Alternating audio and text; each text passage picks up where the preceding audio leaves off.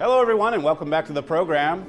We recently passed the 15-year anniversary of the U.S.-led invasion against the regime of Saddam Hussein in Iraq. In March 2003, America sent more than 100,000 service members to fight and die in the sands of Iraq, to fight for a cause. About a month later, Baghdad had fallen, Hussein was scurrying toward his spider hole, and American and coalition forces declared, mission accomplished. But what was that cause? What was that mission?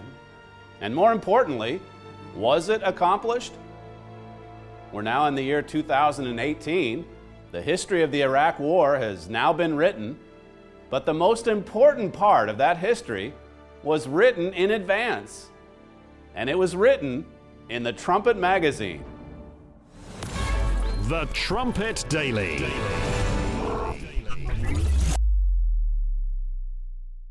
My fellow citizens, at this hour, American and coalition forces are in the early stages of military operations to disarm Iraq, to free its people, and to defend the world from grave danger.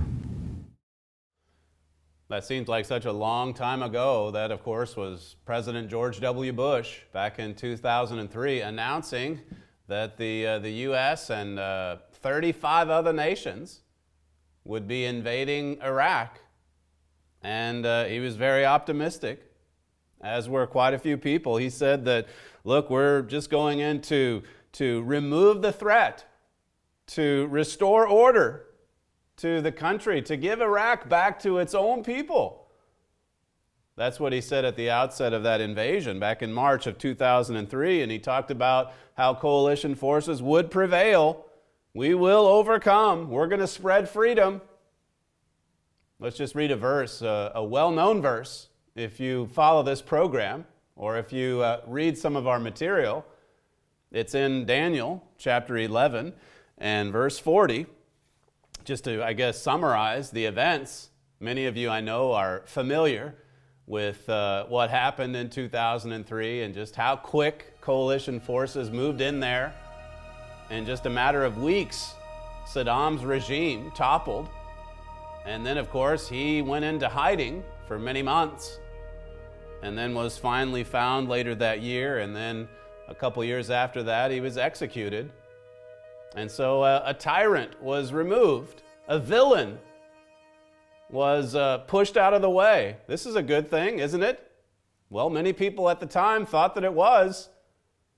But today we're just going to look at the bigger picture. We're going to look at what your Bible prophesies. We're going to look at the region today, and this is a good time to do it. Quite a few commentators have done it recently because we did pass that 15-year anniversary. But first, let's just read this verse, Daniel 11, verse 40. It says, "And at the time of the end shall the king of the south push at him, and the king of the north shall come against him like a whirlwind, with chariots and with horsemen, and with many ships, and shall enter into the countries, and shall overflow and pass over." Now, as early as 1994, this is talking about a clash, a great clash, a religious clash in many ways, between the king of the north and the king of the south. And as far back as 1994, well over 20 years ago, my father identified the king of the south. It's right here, discussed in this little booklet, the Islamic Republic of Iran. It is true that God does identify nations and even leaders in some cases. A third of the Bible's prophecy, after all. And so we look to the Bible on this program. We look to prophecy as our guide. We were looking to it back in 2003, and that's why we made some some astonishing statements that have come true. Again, make sure that you request this booklet today, The King of the South. All of our material on this program is offered free of charge. There's no cost, there's no follow-up. And of course, before we produce this booklet, all of these prophecies, all of these events that were happening back in 2003, just like I said at the top of the program, we were writing about it in our monthly magazine, the Philadelphia Trumpet. This magazine coming out every month. Again, we send it out to you free of charge. It really does shed light on the events that you see happening in your world. My father, as I say, he identified the King of the South back in 1994, and so when there was this huge effort in 2003 to take out Saddam's regime, to remove Saddam from power, he said that, well, obviously that is a dangerous threat there in Iraq, but there's a bigger threat. There's a bigger problem that the United States and coalition forces did not go after. And he talked about in a 2003 article, in fact, he titled it, "Is Iraq About to Fall to Iran?" That was in our Trumpet magazine in June of 2003. He asked that question because he said back then that by clearing out that tyrant, that dictator in Iraq, that we were unwittingly clearing the way for Iran to effectively take over. And as I say, now we're 15 years on from that. And so we can look at some of the news reports. We can look at the actual facts on the ground. What has happened since? Before I do that, though, let me just take you back. This is a program, one of my father's television programs from 2005. It's titled "Winning the War Against Terrorism." And here's some of the comments that he made about that U.S.-led invasion of Iraq. So if you're going to fight a war like this, it's very much like a boxer climbing into a ring to fight the opponent with one hand tied behind him, and there's simply no way that he can win. So we have to look at this as a unit, the sponsor and the terrorist. We must look at it that way if we're ever going to win. Now, as I said, we got Saddam, but now Iran and Syria are feeding terrorists into that nation, trying to destroy what we've already built or what we're trying to build. And we're not doing anything to stop them yet, if we ever will. So that was my father in 2005, talking about how that we removed Saddam, but look at all of these other terrorist forces that were pouring in to Iraq. And I mean, look at the region, the entire region. Since that time, since 2003, we've seen the Arab Spring just explode in places like Egypt and Libya. I mean, we've seen this horrific Syrian civil war. We've seen Russia get involved. We've seen all kinds of chaos. Of course, more recently, we saw the rise of ISIS, the Islamic State, and then the fall of ISIS, and then more recent than that even, all of these troops, all of this influence, all of this power pouring into Iraq from its next door neighbor, from Iran. And what's important for you to realize is that that is prophesied, or maybe I should say that was prophesied. I mean, Daniel wrote his book thousands of years ago. The king of the north coming at the king of the south. Let me take you to something that my father wrote. This again is from the King of the South booklet. We want to offer this to you free of charge today, as well as this one by Herbert Armstrong. I mean, you talk about big picture prophecies. This is the United States and Britain in prophecy. Where are we mentioned in prophecy? I mentioned the king of the south. I mentioned the king of the north. That comes out of the heart of Europe. Well, what about the UK? What about the United States? I mean, Great Britain was the greatest empire this world has ever seen. And the United States is the greatest single superpower this world has ever seen. And do you think that God has nothing to say about these two nations? Don't fool yourself. I know many people in the world of traditional Christianity, they think that. They think that the Bible is just completely silent when it comes to the United States and Britain. In fact, God has a lot to say about our nations. God has a lot to say about our people. And if you want to learn a lot more about that, make sure that you request the United States and Britain in Prophecy. But let me take you to the King of the South booklet. This is my father. He says, in 2003, the U.S. eliminated the leadership of Iraq. Saddam Hussein was the only leader that Iran feared. So keep in mind, we're looking at the big picture now.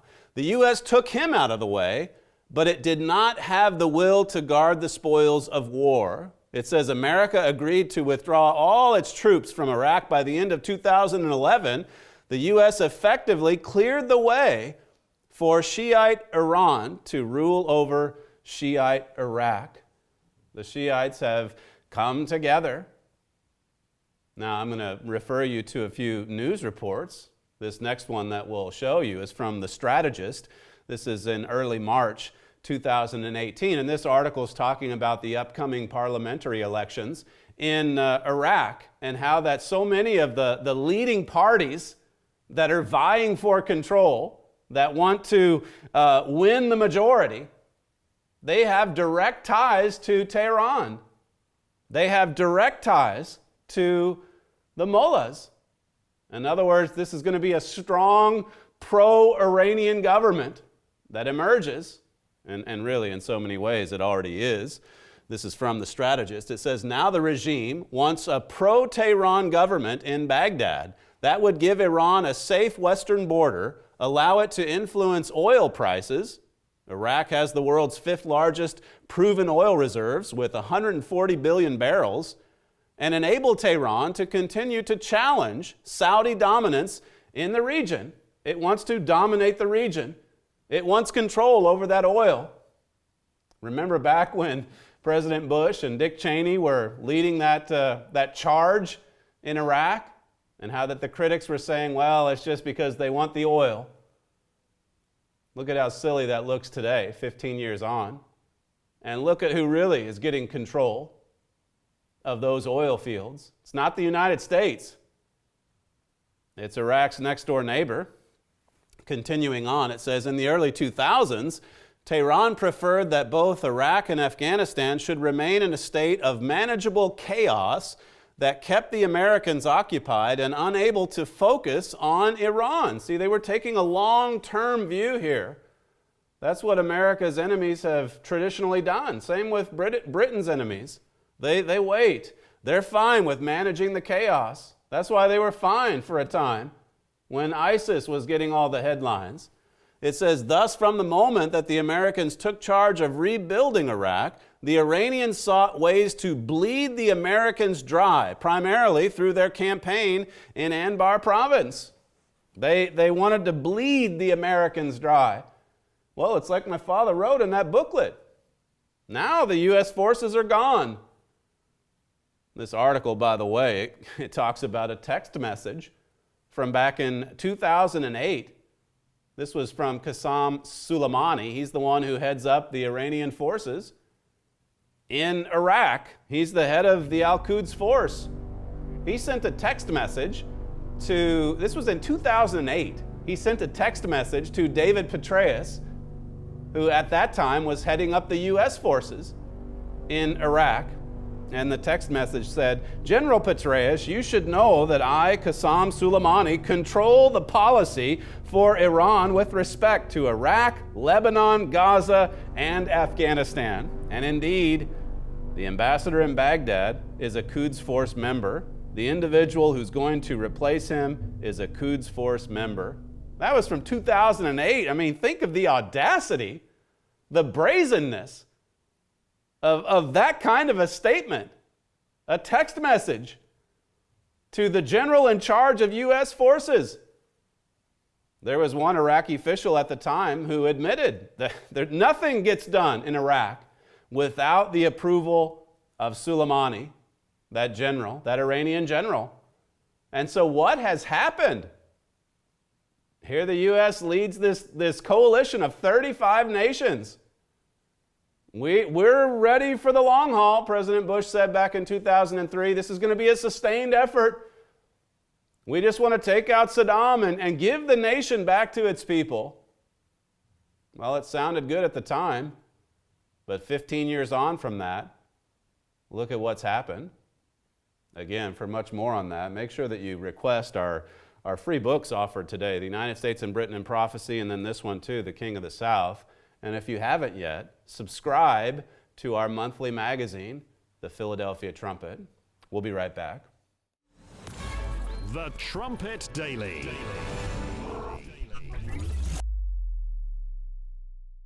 Let's continue our study in Leviticus 26, and as you turn over there in your Bible, and please do that, please read along with me. Let's see what your Bible has to say. But as you turn over there, let me just take you through one more news report. This comes from the Cipher Brief, and basically this is a collection of input from security experts, from experts in intelligence, historians, and they're basically looking back now over 15 years and saying, well, what happened in 2003? And what can we now conclude 15 years on?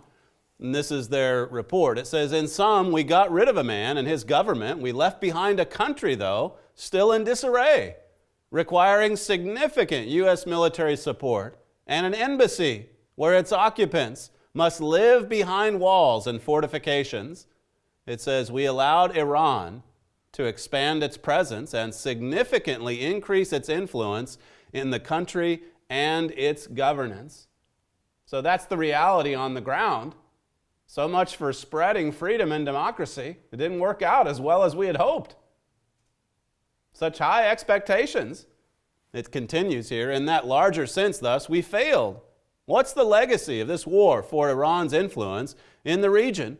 He says, I think historians are going to wonder why the U.S. didn't spend more time preparing to respond to Iran's inevitable entry into the vacuum. We knew Iraq was important to Iran. We knew Iran worked with many of the Shia opposition. We knew all these things going in. It shouldn't have been that difficult to figure out, even just looking at history. I mean, forget Bible prophecy for a moment. Forget Daniel 11 and verse 40 for a moment. But just go back to the 1980s and the brutal war between these two nations. Iran has wanted to dominate its neighbor, Iraq, ever since the Islamic Revolution. And now we see that being carried out. Leviticus 26 here, this is verse 19. I mean, why are these things happening? Why, when, you go in 15 years ago and say, well, this will be good. We'll remove a tyrant. We'll remove a villain. And all these good things will happen. How come that doesn't happen? How come when the United States wins the Cold War and we think, oh, finally, the Soviet Union, that empire, that evil empire, as President Reagan called it, is finally over and done with, and Russia's never going to reemerge as a threat? How come these things aren't turning out for us the way that we had hoped? Well, it has to do with Leviticus 26, and Mr. Armstrong spends a fair bit of time or space in this book on this particular passage, Leviticus 26. I mean, this is applying to our time today, our nations, in fact. Verse 19, it says, and I will break the pride of your power, and I will make your heaven as iron and your earth as brass. There's going to be a broken will, or the pride in our power is going to break in these last days. And then verse 20 just continues.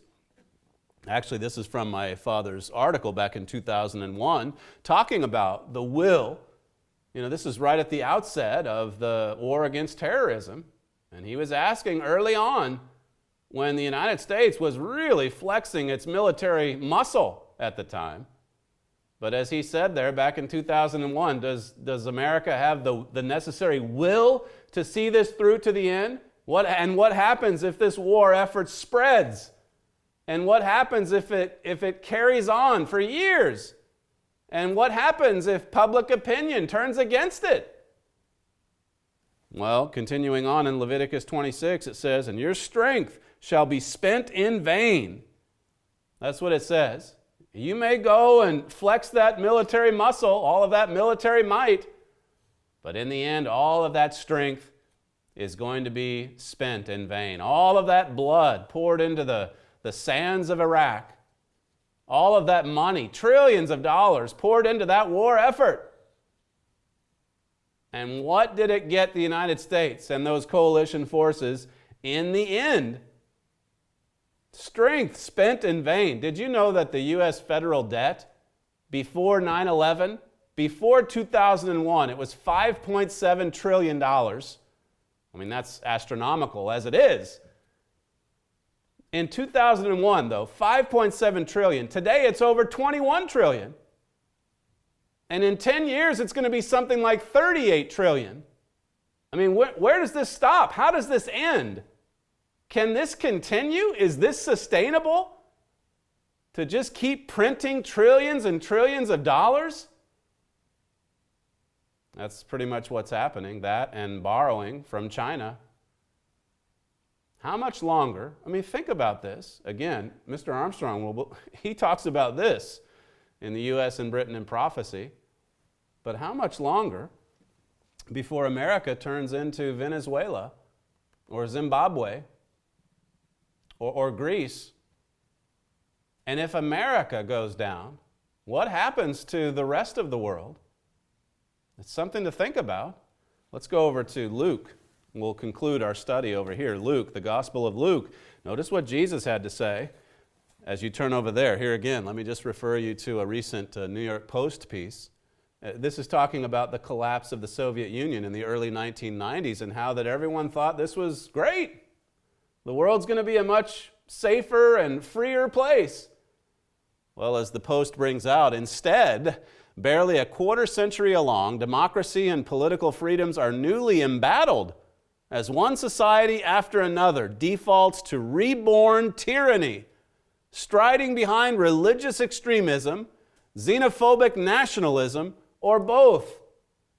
I mean, that's what we're returning back to in nation after nation. Freedom's not on the march. It's in retreat. Democracy's not devouring nations. Tyranny is. And so here again, how does this end? I mean, you wish really that this would get more attention in the United States and Britain. As it is, so much of our news is just about political fighting and name-calling and trivial things like tweets and phone calls or sex scandals. I mean, that's all you hear about in the major media. That's all they talk about, it seems. Leaks, collusion, conspiracies, that sort of thing. And meanwhile, you have this going on. I tell you, this article goes on and talks about all these strong men that are arising all over the world. And we actually had a Trumpet magazine just a few months ago with that on the cover. The strong men that are rising in Europe, in Russia, in China, in Iran. What about this pattern? Is that a dangerous trend? Or should we just carry on with the next gossipy tweet or salacious sex scandal and just obsess over those things when the world in front of us is becoming an armed camp? That's what's happening. This Post article, it says another reason tyranny is resurgent has to do with human nature, which we in the West idealize. Not everyone sees freedom as their top priority, preferring security, a lesson we should have learned in Iraq. See, we should have learned that lesson there. Now you have these nations like, well, the Russians, it says there. They had more freedom in the 1990s, but their leader today, he didn't like that. He wants to rebuild the empire. And he's not alone. There's leaders like him around the world. You know, this same article talks about how that in America, what protects America from tyranny is the Constitution. That's it. But once that's gone, and there's a lot of people that would like to see that happen, that supreme law of the land is under attack from every direction. Well, it's building, isn't it? Jesus said in Luke 21:26, men's hearts failing them from fear and for looking after those things which are coming on the earth, for the powers of heaven shall be shaken. I mean, this is what we're heading into.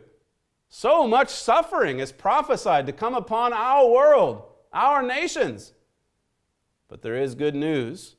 There is hope. Verse 27 says, and then shall they see the Son of Man coming in a cloud with power and great glory. See, it does lead right up to the return of Jesus Christ. It leads right up to the greatest event in the history of the universe. Make sure that you contact our operators today to subscribe to the Trumpet magazine, and also request the United States and Britain in Prophecy and my father's booklet, The King of the South. Thank you for joining us today, and we'll see you next time.